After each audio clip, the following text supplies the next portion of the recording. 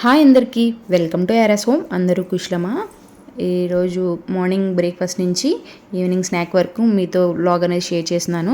అంతకన్నా ముందు నా ఛానల్ ఎవరైనా ఫస్ట్ టైం చూస్తున్నట్లయితే ప్లీజ్ లైక్ చేయండి, సబ్స్క్రైబ్ చేయండి, షేర్ చేయండి. ఇంకా వీడియోలోకి అయితే వెళ్ళిపోదాం. ఈరోజు మార్నింగ్ బ్రేక్ఫాస్ట్లోకి చపాతీ చేసి బొబ్బర్లతో కర్రీ చేశాను. అది కూడా యాడ్ చేస్తే వీడియో లెంత్ ఎక్కువైపోతుందని అది వేరే వీడియోలో అయితే షేర్ చేస్తాను.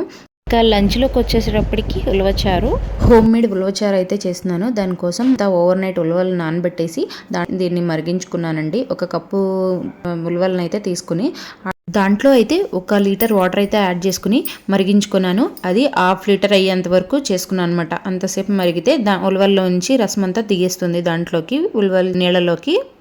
దాంట్లో ముందుగా ఉల్లిపాయ, పచ్చిమిర్చి యాడ్ చేసుకున్నానండి. పచ్చిమిర్చి బారుగా కట్ చేసుకున్నాను, ఉల్లిపాయలను కూడా. పచ్చిమిర్చి టేస్ట్ అనేది చాలా బాగుంటుంది. ఒక 4 పచ్చిమిర్చిని అయితే వేసుకున్నాను. దాంట్లో ఉప్పు, పసుపు, కారం, 1 స్పూన్ కారం వేసుకున్నాను. అదేవిధంగా కరివేపాకు మంచి స్మెల్ వస్తుందండి, మరుగుతున్నప్పుడే వేసేయండి. ఆ తర్వాత ఒక పెద్ద నిమ్మకాయ సైజ్ అంతా చింతపండుని తీసుకుని దాని నుంచి రసం తీసుకుని వేసేసుకున్నాను. అదేవిధంగా వీడియోలో చూపించలేదనమాట, చిన్నగా అనమాట, ఎంతో కాదు, ఒక చిన్న బెల్లం ముక్క. అదేవిధంగా మనం ముందుగా పేస్ట్ చేసుకున్నాం కదా 2 స్పూన్లు ఉలవల్ని, అది కూడా యాడ్ చేసేసుకోండి. దాంతోపాటు మరుగుతూ ఉండగా చిన్న అల్లం ముక్కని అంటే కొంచెం ముక్కలుగా చేసుకుని దాంట్లో వేసుకోండి. అల్లం టేస్ట్ అనేది చాలా బాగుంటుంది.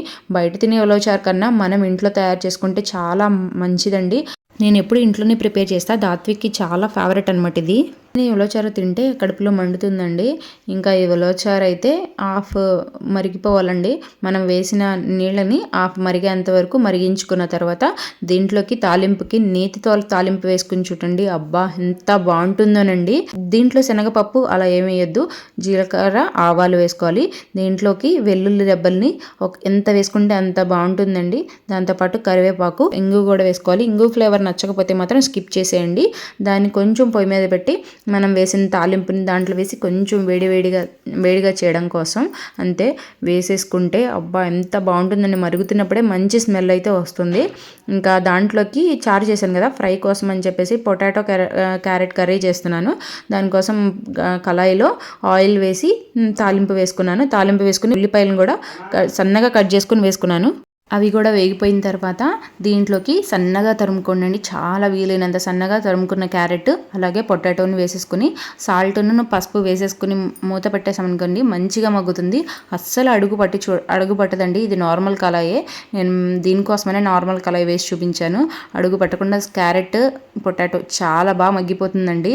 ఎంత టేస్ట్ అయితే సూపర్ ఉంటుంది. దీంట్లో కూడా వీలైతే అంటే తినగలిగితే మాత్రం వెల్లుల్లి రెబ్బలు వేసుకోండి, చాలా బాగుంటుంది. అలా కొంచెం మగ్గిన తర్వాత కారం అయితే వేసుకోండి. కారం 1 స్పూన్ అయితే జీలకర్ర పొడి, అలాగే 2 స్పూన్లు అయితే ధనియాల పొడి వేసుకున్నాను. అది కూడా మంచిగా వేసేసి అంటే కారం వేసాం కదా లైట్గా కొంతసేపు మూత ఉంచితే పచ్చివాసన పోతుంది. అలా వేసి ఉంచేయండి, చాలా బాగుంటుందండి కర్రీ అయితే మాత్రం.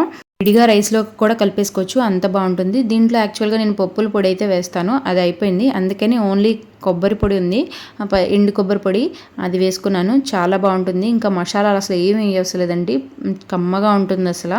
వేసుకుని చూడండి. పప్పుల పొడి అంటే ఏం లేదండి, పప్పు అలాగే ఎండు కొబ్బరి పొడి, జీలకర్ర, వెల్లుల్లి మొత్తాన్ని మంచిగా పౌడర్లా చేసుకుని ఈ టైంలోనే వేసేసుకుంటే స్టవ్ అయ్యేటప్పుడు వేసుకున్నామంటే అసలు ఎంత సూపర్ అంటే సూపర్ ఉంటుందండి.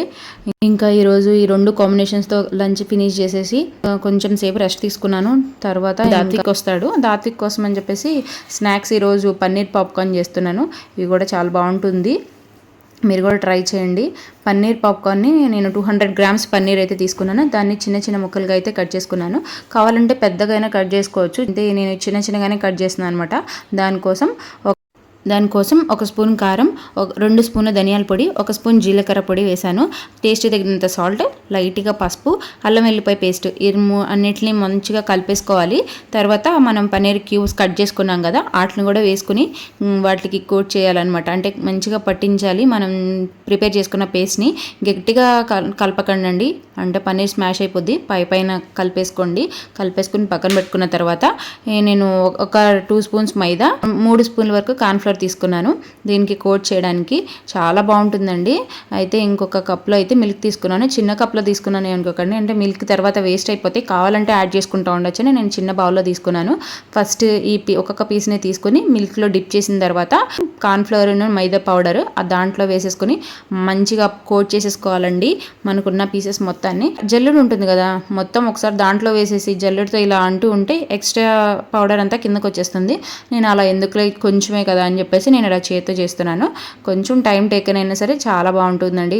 ట్రై చేసి చూడండి. ఇదైతే ఎంత బాగుంటుందో.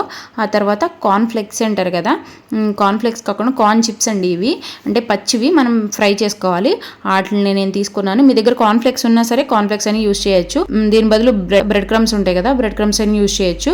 కానీ ఇదైతే చాలా బాగుంటుంది. మళ్ళీ paneer sweet, bread crumbs sweet అయితే బాగుండదు అంతగా. నేను కార్న్ఫ్లెక్స్ని చేత్తో క్రష్ చేయలేక ఇలా రోల్లో వేసి క్రష్ చేశాను. ఇలా అయితే కచ్చబిచ్చగా అవుతుంది కదా, మొత్తం అలా చేసుకుని పెట్టుకున్నాను అనమాట. మళ్ళీ ఇప్పుడు మనం కోట్ చేసాం కదా, మైదాను కార్న్ఫ్లవర్ కోట్ చేసాం కదా, దాన్ని మళ్ళీ పాలలో వేసి ఇప్పుడు కార్న్ఫ్లెక్స్లో వేసేసుకోవడమే. పాలలో కాకపోయినా వాటర్లో అయినా డిప్ చేసి మళ్ళీ దీంట్లో వేసేయచ్చు. పాలతో అయితే టేస్ట్ బాగుంటుందని అంతే. ఇలా వేసేసుకుని ఒక్కొక్క దానికి అలా పన్నీర్ పీస్ కవర్ అయ్యేంత వరకు కార్న్ఫ్లెక్స్ని అయితే అలా కోట్ చేసేసుకుని మొత్తంగా అయితే పెట్టుకోవాలి. మిగతా వాటిని కూడా అదేవిధంగా కోట్ చేసుకుని పక్కన పెట్టేసుకున్నాను.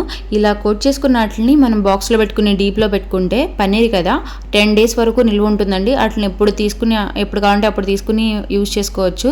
సేమ్ నగెట్స్ లాగా అనమాట. ఇప్పుడైతే నేను హాఫ్ అయితే ఫ్రిడ్జ్లో డీప్లో పెట్టేశాను, హాఫ్ మాత్రం నార్మల్ ఫ్రిడ్జ్లో స్టోర్ చేసి దానికి వచ్చాక ఫ్రై చేస్తాను అనమాట.